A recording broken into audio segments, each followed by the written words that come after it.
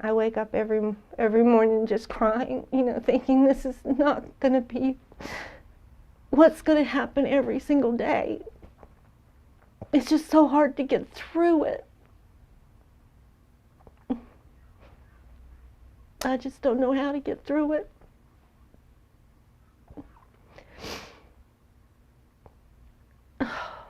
Tell me about his childhood. Did he play sports? Was he in scouts? What kinds of things did Yes, he he do? played sports. He played sports from the time he was 5 years old up until he was 17. And he was in basketball, he was in baseball, he was in football, and loved NASCAR. He and his dad went to the NASCAR races all the time. Loved sports, loved sports. And he was a good kid. Had two best friends, and that's who he grew up with, and still are friends with them today. And there's nothing that would have predicted any of this could have ever happened. Yeah. Nothing in his childhood at all. I would have never in a million years thought something like this could happen to him at all. You didn't see things like him getting into fights? Or... No fighting. He was quiet, and he got along with people, and he didn't start anything, and he was a perfect teenager, tell you the truth. He did not even rebel. He wanted to go to NASCAR Tech. We made that possible for him. What did he do after he finished school? He worked at the dealership as a service technician and was making good money and loved it. He bought a toolbox, and he started buying his tools, and enjoyed it. He was doing well. When and where did he meet Shanann? They met, and he liked her, she liked him, but it didn't, I don't think it was love at first sight or anything. They took a little while and I guess got to know each other and, dated. It was always a little strange that she always said a lot of things about Chris in front of me that I didn't like. Like, this isn't the kind of person I would date. He doesn't know how to do this, or he doesn't know how to do that. He looks like a skater boy. Look at his hair. Look how much stuff he puts on his hair. It was just on and on and on, and I just got a bad feeling. And they got married in 2012. Did they get married in North Carolina? They did. Mm-hmm. How was that? Oh, we didn't attend. Really? Mm-mm. We didn't attend because Shanann and I just couldn't get along. And I didn't like the way she... There are murders that end in silence, and there are murders that echo endlessly through time. The Watts family tragedy belongs to the second kind. A man kills his pregnant wife and their two little girls. The world recoils. The courtroom falls silent. Justice is delivered swiftly. Yet years later, people are still watching, still debating, still whispering. Why? Why does this case continue to cut so deeply into our collective conscience? It is because the Watts story is not only about murder. It is about betrayal so intimate that it defies comprehension. It is about a marriage that looked whole online but was crumbling inside its walls. It is about a mother's devotion dismissed, a father's silence weaponized, and a family that became a battlefield long before the night of the killings. And woven through this tragedy is another thread: Cindy Watts, Chris's mother. To some, she was simply a parent blindsided by her son's crimes. To others, her open disdain for Shanann, her refusal to embrace her daughter-in-law, her words of dismissal and criticism created an atmosphere where resentment flourished. Did her hostility plant seeds in her son's mind? Did her rejection of Shanann push him closer to the edge? The haunting truth is that we may never fully know. But the shadows of Cindy's influence hang over this case like an unanswered question. The silence of the courtroom could not erase it. The prison walls cannot contain it. In homes across the world, strangers still argue over it. Because this case is not simply about what Chris did. It is about why, and whether the fractures in family, fueled by conflict and contempt, made the unthinkable possible. That is why the Watts murders refuse to die, because they are not just about one man's actions, but about everything that led him there. The illusions, the resentments, the digital performances, and the voices around him that shaped the storm. This is not a retelling of a single night. It is an investigation into the shadows that built that night. A story of love poisoned by disdain, of appearances collapsing into horror, of unanswered questions that still cut to the bone. This is the case that refuses to die.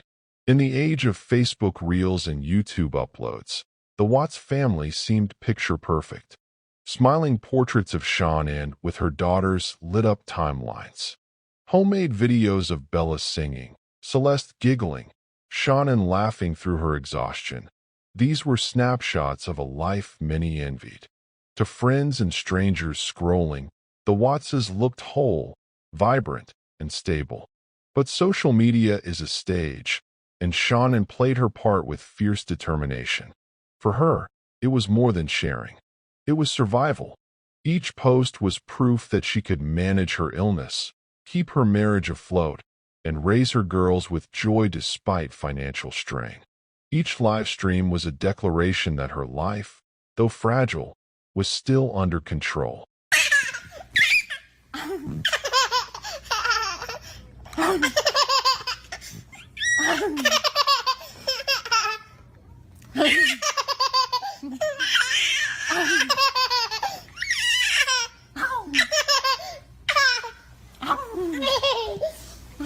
Bye, Frisa. Bye, Frisa.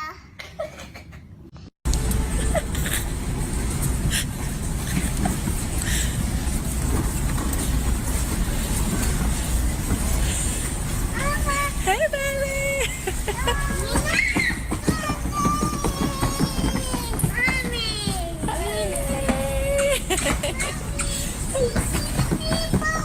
Yes, your Paco. Hi. Do you want a brother or a sister? You want a little sister? Yeah. You want to be a big sister? Yeah. Yeah.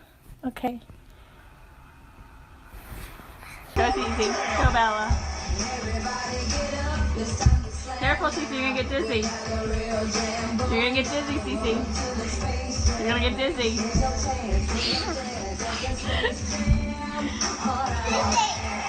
We don't ring around a rosy. We don't ring around a rosy. Ring around a rosy. Lots of rosy. Action, action. We all fall down. Blow on it, Cece. No, don't let her touch the plate. No, no, no, no. Blow on it, Cece. I mean, look. Blow. Cece, blow.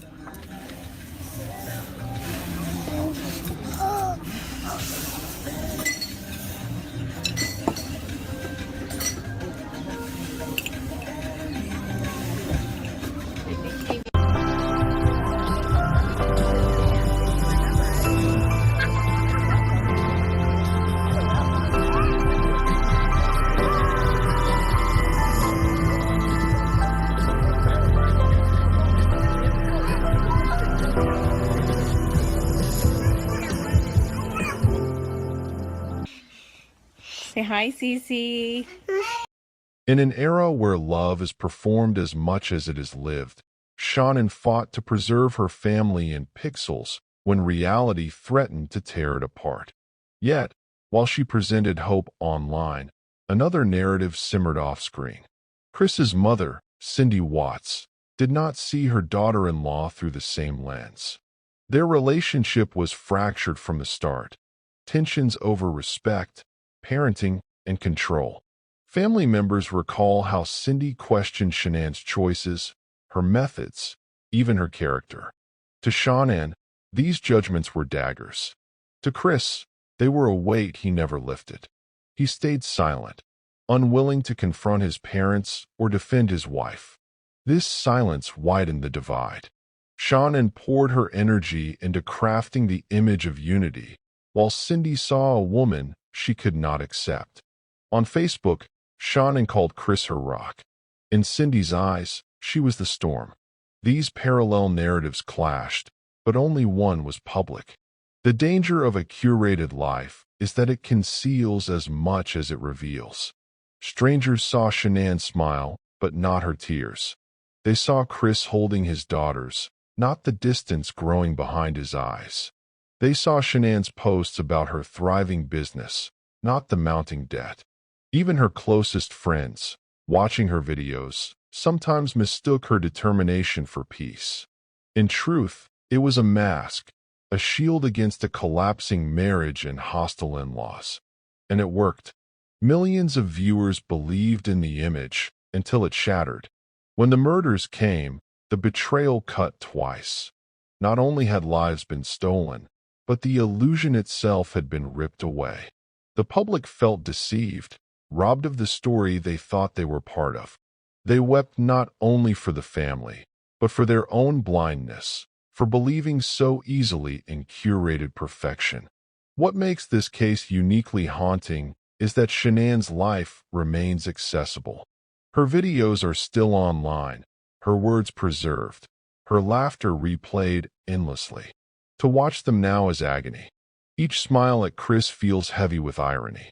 Each affectionate gesture toward her daughters feels like a prophecy of loss. Her digital life, meant to inspire, now serves as evidence of how fragile appearances can be. Beneath it all, Cindy's disdain lingered in the background, never far from the surface. To some, it was ordinary in-law tension. To others, it was poison, an unspoken hostility that fueled Shanann's sense of isolation and Chris's resentment. Every video Shanann posted became, in Cindy's view, another act of control, another performance of perfection. And Chris, caught between his mother and his wife, chose silence. That silence would prove catastrophic. A family on display. A family adored. A family already divided.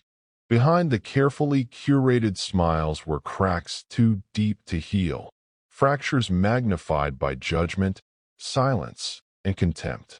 The world saw perfection. The reality was heartbreak waiting to happen. Every smile hides a story, and the smiles in the Watts family photographs hid more than most. Behind the digital glow, bills piled high, arguments simmered, and the fragile threads of love frayed with every passing day. Finances were the first enemy. Bankruptcy had scarred them years before, but its shadow never left. Credit card balances climbed again. Their mortgage fell behind. A shiny new house stood as a monument to the American dream, but inside, it was a house of debt. Shanann carried this burden like she carried everything else, with determination. She hustled her home business products, posted inspirational videos, convinced herself and others that success was just one sale away. But the truth gnawed at her. No matter how hard she worked, the hole grew deeper. Illness compounded the strain. Lupus left her exhausted, weak, vulnerable. Every pregnancy was high risk. Every child born was a victory won through pain and fear. Yet she pushed on, presenting herself as resilient, unshaken, unstoppable. But behind closed doors, her diary told a different story. Pages filled with fears of abandonment, confessions of loneliness, pleas for Chris to love her the way he once did. Her words were raw, desperate, the voice of a woman fighting for a marriage that was slipping from her grasp. And then there was Cindy. Chris's mother did not hide her disdain. The infamous nuts incident, when Shanann banned Cindy from seeing Celeste after ignoring her severe allergies, was more than a family squabble. It was a battle of respect, of authority, of love. To Shanann, it was betrayal. To Cindy, it was defiance.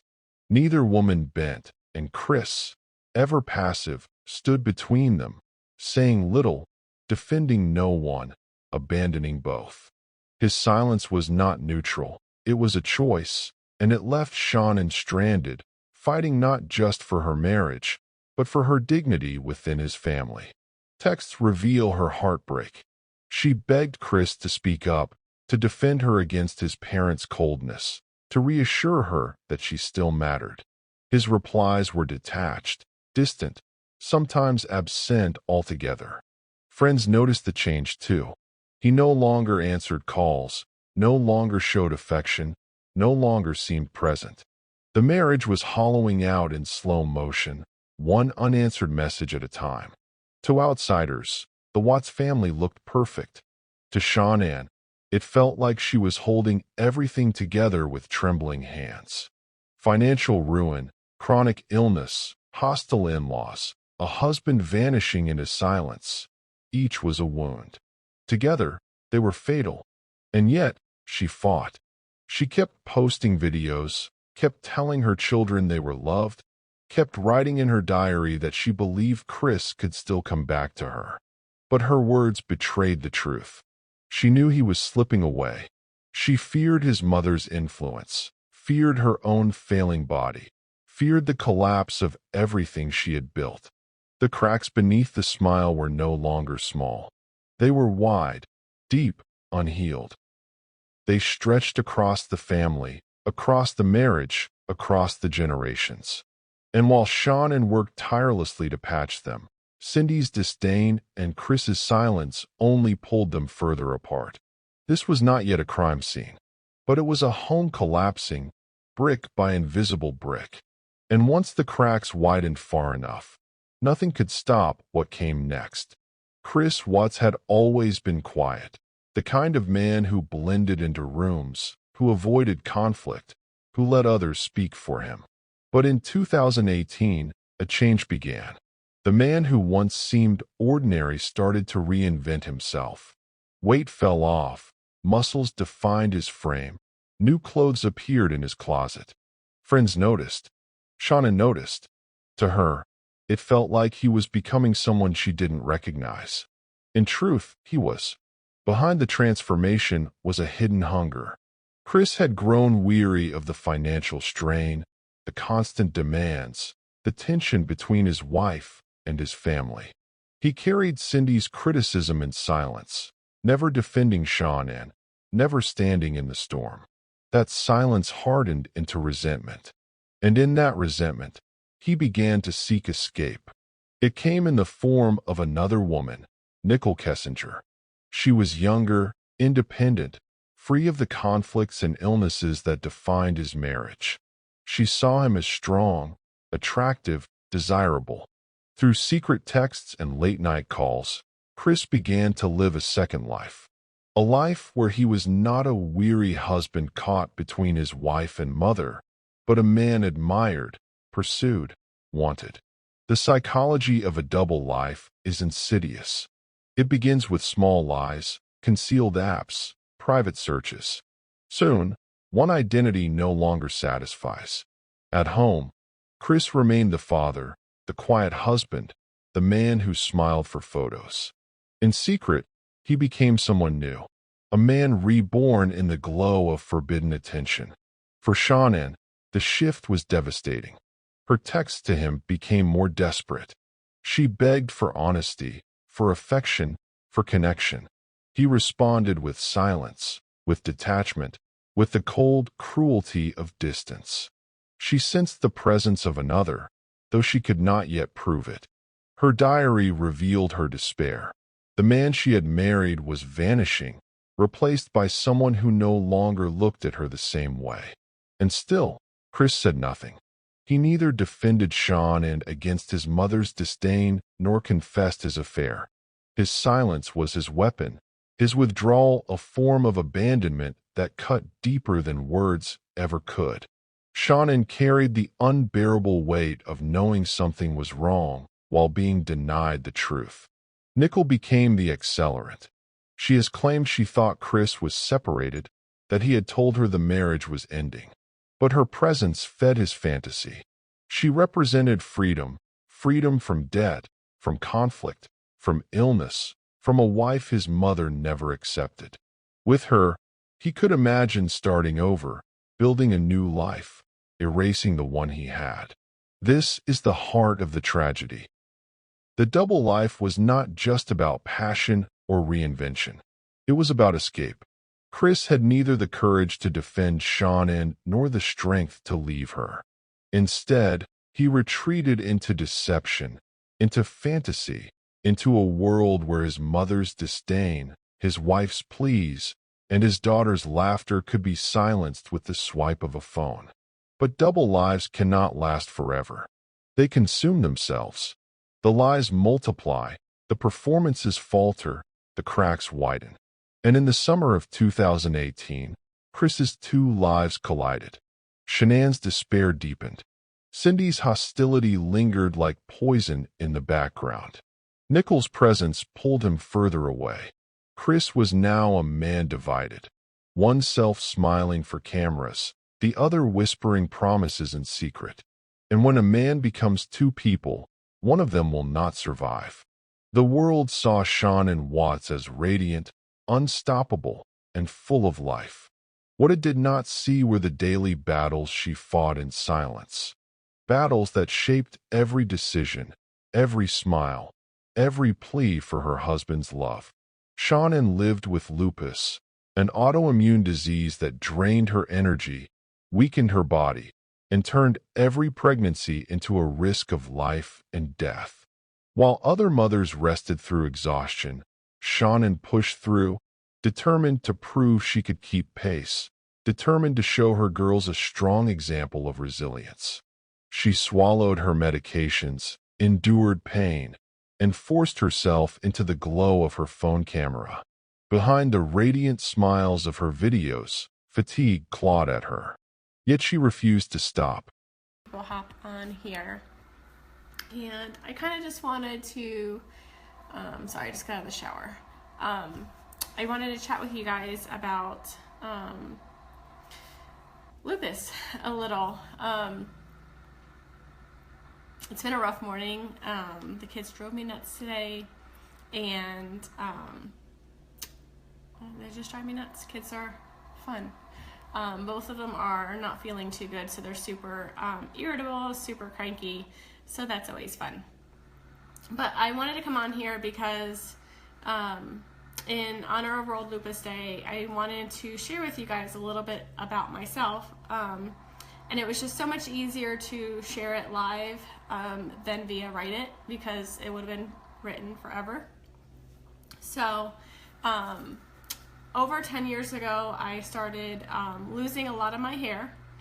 I started having a lot of body aches, a lot of discomforts in my body, a lot of things that were limiting my everyday living. And over those course of many years, I was misdiagnosed. I was put on medication that was supposed to help me, and it didn't. So with that being said, 7 years ago, 2010, I went from me being a size 6, which was about 135 pounds for me, to going to a size 1/0, which was a good 20 pounds that I lost. And with losing all that weight in a matter of, I would say, 3 to 4 week period, I was also feeling extremely terrible, to the point where I did not want to get out of bed, literally didn't get out of bed for days. I finally drugged myself to the doctor's office and made them do all kinds of tests. I wanted to know what was wrong with me. A part of me was changing. I went from being super energetic, super happy, just an all-around happy person. I loved going out and doing things. I loved getting together with friends. I loved working. Sounds crazy, right? So anyway, fast forward about 2 weeks, which was the first week of May of 2010 when they diagnosed me with lupus. Her voice still lingers in the glow of a phone screen. Her smile still flickers in recorded videos. Her daughter's laughter still echoes, preserved forever in clips that replay across the world. Bella's soft song about her father being her hero. Celeste giggles as she clutched a doll twice her size. These fragments were once ordinary moments in a family scrapbook. Now, they are relics of innocence, transformed into haunting reminders of all that was lost. The digital age does not let the dead rest. Shanann's online presence has outlived her body, making her memory both immortal and unbearable. Her Facebook posts, once meant to inspire, now play like ghostly confessions. Each time she praised her husband, each time she showcased her children, viewers see not joy but foreshadowing. To watch now is agony. The affection in her voice feels heavier, knowing betrayal was already blooming in silence. In this void, Chris rewrote his story.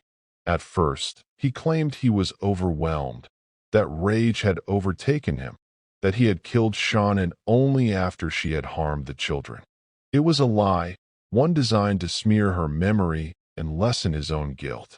Later, he admitted to more, that he had planned, that he had smothered, that his darkness had been deliberate.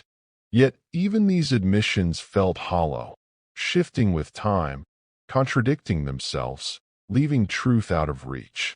Every confession became less about honesty and more about survival, a man desperate to control the narrative, even when all was already lost. Religion became his mask in prison. He held a Bible, wrote letters, called himself reborn. He spoke of forgiveness, of salvation, of redemption through God's grace. But faith cannot erase what he did. Every psalm he recited echoed against the silence of the lives he had destroyed. To many, his religion was not repentance but performance, another way to hide from the abyss inside him. And always, shadows followed. Nicole Kessinger, once the secret lover he sought freedom with, became the phantom he blamed.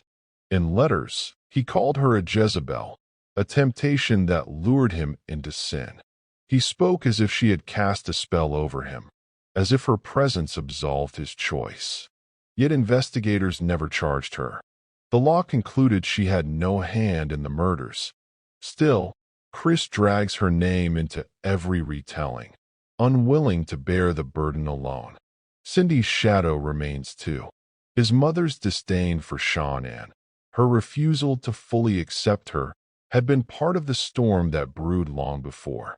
Even behind bars, her presence lingers in the background, not as an accomplice, but as part of the fractured foundation.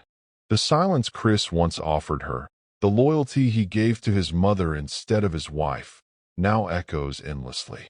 Prison has stripped Chris of everything. He is not a husband, not a father, not even the man he tried to be with Nicole. He is only a murderer, confined within walls that will never open for him again. And yet, he still tries to tell stories, to write letters, to seek pity, to cast blame. It is as if he cannot bear the simplest truth, that he alone ended the lives of Shanann, Bella, Celeste, and Nico. The prison walls do not forgive. They do not absolve. They only echo. And in that echo lives the laughter of children silenced, the devotion of a mother erased, the unborn life extinguished. Chris cannot escape it. Not with lies, not with letters, not with religion. His prison is not only concrete. It is the eternal silence of the family he chose to destroy. The Watts case has been dissected in courtrooms, in documentaries, in millions of online conversations. Yet for all the analysis, for all the confessions and contradictions, one haunting truth remains. We still do not know why. Was it finances crushing him? Debts he could not escape? Was it the lure of another woman? a fantasy of freedom that consumed him? Was it the years of silence, the resentment fueled by a mother's disdain for his wife, the quiet fractures that deepened until they became unbearable? Or was it something darker, something that defies explanation, a void inside him that no one could see until it was too late? Chris has told many stories, but none of them bring clarity. Each retelling shifts blame onto Shanann, onto temptation, onto stress. In every version, the full truth slips further away. Perhaps he himself no longer knows which lie became real. And then there is Cindy's shadow, her hostility toward Shanann, her inability to embrace her daughter-in-law. Did her rejection plant seeds in Chris's silence, teaching him to resent the woman he had promised to love? And Nicole's shadow, the affair that ignited his fantasy of escape. Did she accelerate the collapse, or was she only a symptom of a man already broken? These questions may never be answered. The only certainty is that a mother's devotion, 2 children's laughter, and an unborn life were stolen forever. And what remains is not resolution, but haunting. Because the most devastating truth of all may be this: sometimes evil cannot be explained. The Watts tragedy is more than a crime. It is a mirror. It reflects the fragility of family, the danger of silence, the cost of appearances that hide despair. It shows us how resentment festers in unspoken words, how rejection poisons love, how illusions of perfection can collapse into devastation. Shanann's life, captured in videos and posts, reminds us of devotion, of a mother's endless fight to hold her family together. Bella and Celeste's laughter reminds us of innocence that should have been protected. Baby Nico's short existence reminds us of futures that can vanish before they begin. Their memories stand as eternal witnesses to love, to hope, to betrayal. Chris remains behind prison walls, his shifting stories echoing against concrete. Cindy's disdain lingers as an unanswered question. Nicole's presence remains a shadow, and the world continues to search, to replay, to ask why. But perhaps the truth is that this case endures not because of what it tells us about Chris, but because of what it reveals about us. About the darkness we fear in ordinary lives. About the cracks we ignore until it's too late. The Watts family is gone. Their story remains. And it belongs to us all now.